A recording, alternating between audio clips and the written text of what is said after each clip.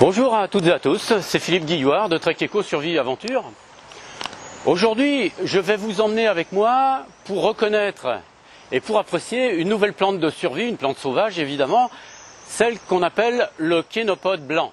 C'est une variété de kénopode qui est la plus répandue dans toute la France, mais pas seulement dans toute la France, et vous allez voir, on peut faire beaucoup de choses avec.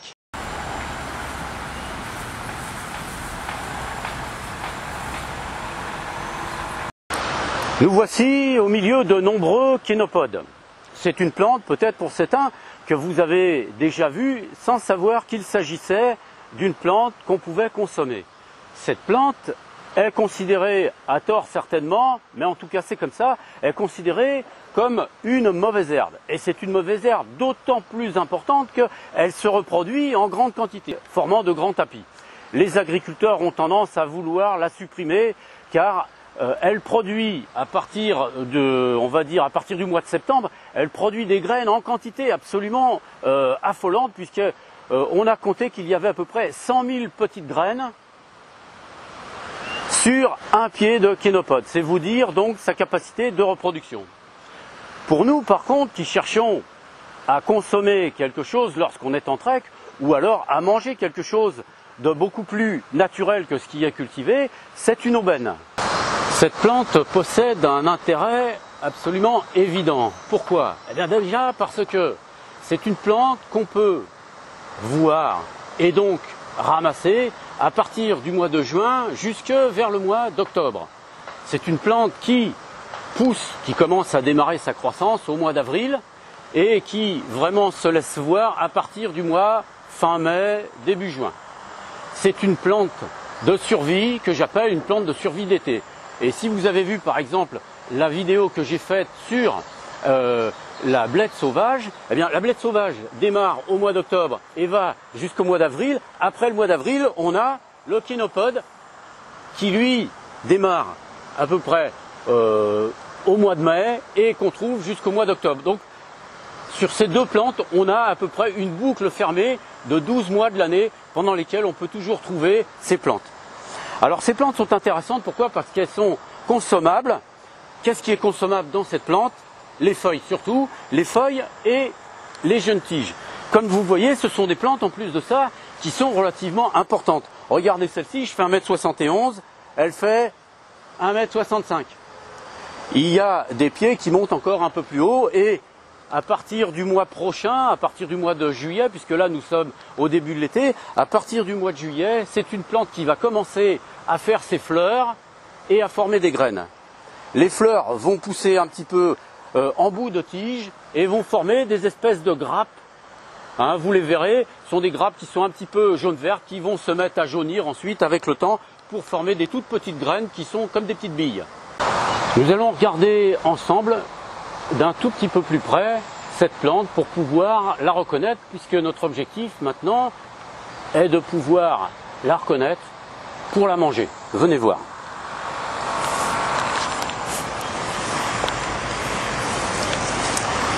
Cette plante est formée d'une tige relativement dure.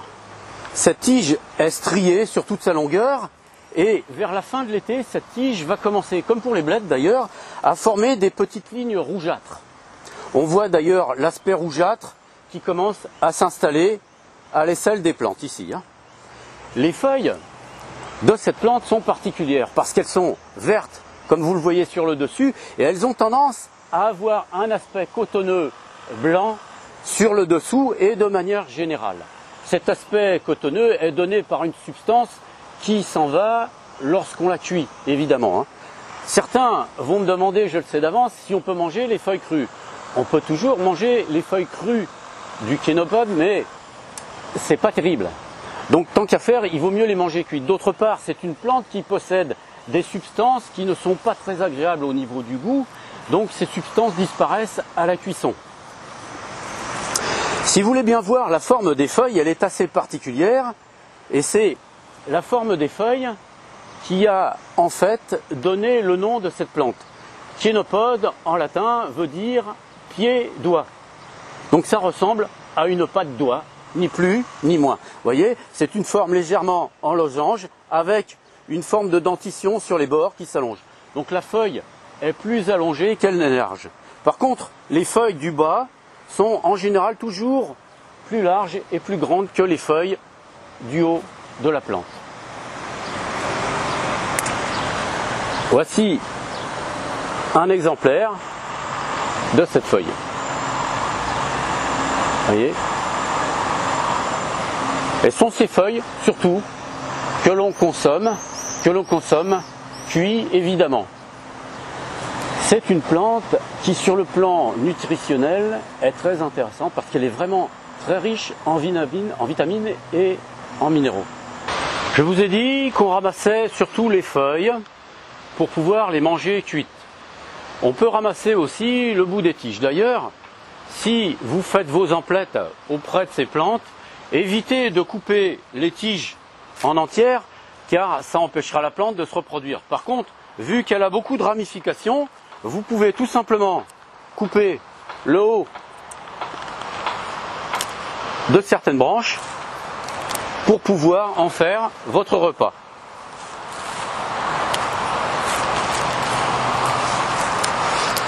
On appelle cette plante l'épinard sauvage.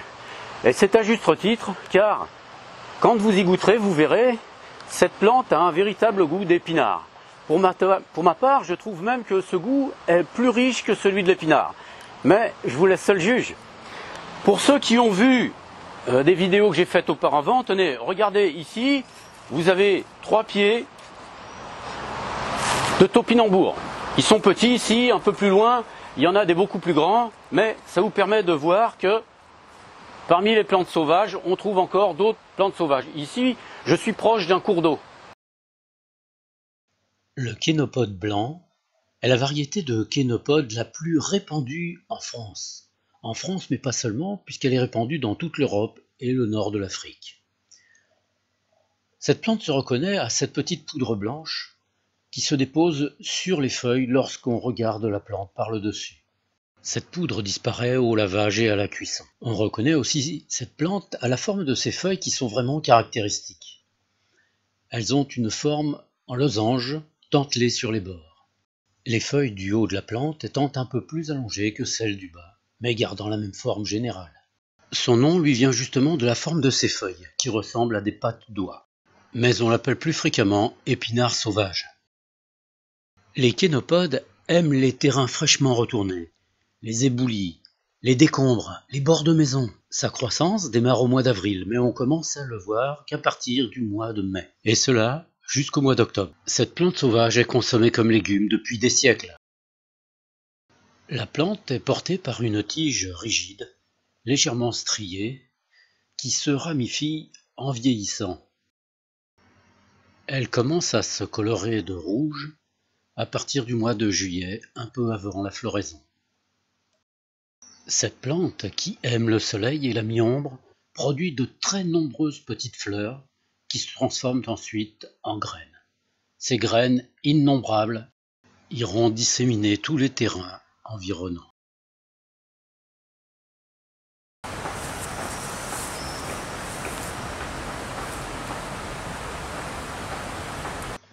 Choisissez les meilleures parties de la plante. Les parties hautes sont évidemment les plus tendres. Ensuite, lavez et coupez les feuilles en tout petits morceaux, ça facilitera la cuisson et en même temps sa consommation. Ici, un plat simple avec du kénopode, du beurre, de l'ail et quelques pommes de terre. Ici, un plat dans lequel on ajoute du fromage. Ici, c'est du bruschetta. Et là, un plat dans lequel on adjoint des tomates, du piment, de l'ail, du poivre. Ça y est, j'ai fait cuire le kénopode, vous avez vu, je l'ai coupé en petits bouts. Ensuite, je l'ai fait cuire à la poêle pendant environ une demi-heure. Il faut vérifier à chaque fois quand vous faites quelque chose que ce soit bien cuit, évidemment. Ensuite, j'ai rajouté un petit peu de tomate, un petit peu de piment, du sel, du poivre, des petites choses. J'ai fait cuire aussi quelques pommes de terre. Là, j'ai mélangé. Je vous ai présenté 3 petits plats différents dans lesquels il y a du kénopode.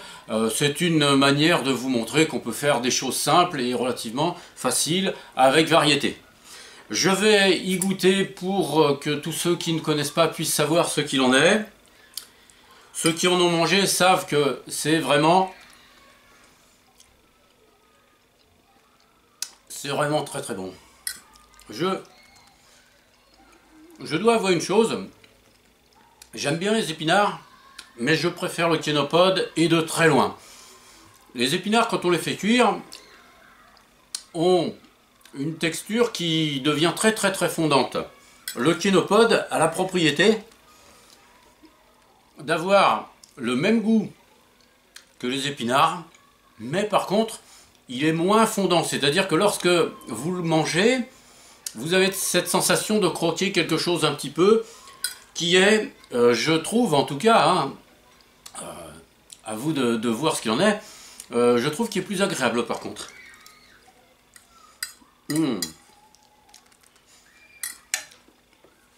C'est vraiment excellent. Alors, cette plante de survie de l'été est merveilleuse parce que c'est une plante qu'on peut utiliser tout l'été.